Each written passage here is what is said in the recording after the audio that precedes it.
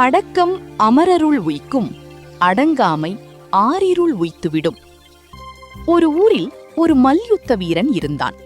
அவன் பல போட்டிகளில் வெற்றி பெற்று, என்னை வீழ்த்த இந்த ஊரில் எவருமே இல்லை என்ற மிகுந்த செருக்கோடு அலைந்து கொண்டிருந்தான்.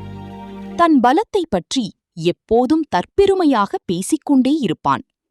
ஒரு நாள் அவன் வீதியில் நடந்து செல்லும்போது எதிரே ஒரு முதியவர் விறகு மூட்டையை சுமந்து கொண்டு மெதுவாக வந்து கொண்டிருந்தார். வழியை விட்டு விலகிச் செல்லாமல் அந்த வீரன் முதியவரை இடித்து தள்ளினான். முதியவர் கீழே விழுந்துவிட வீரன் பலமாக சிரித்து, பலியை விட்டு விலக தெரியாதா? என் பலம் என்னவென்று தெரியுமா என்று ஏளனம் செய்தான்.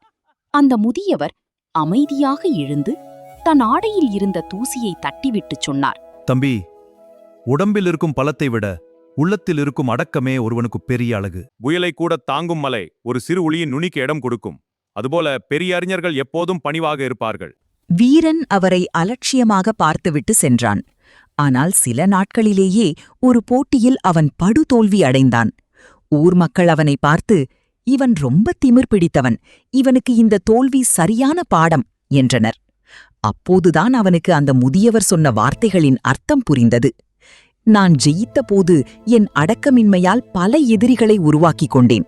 இப்போது தோற்றபோது எனக்கு ஆறுதல் சொல்லக்கூட ஒருவரும் இல்லை என்று வருந்தினான். உயர்ந்த பதவி, பணம் அல்லது உடல் பலம் இருக்கும்போது ஒருவன் எவ்வளவு பணிவாக இருக்கிறானோ அதுவே அவனது உண்மையான வெற்றி.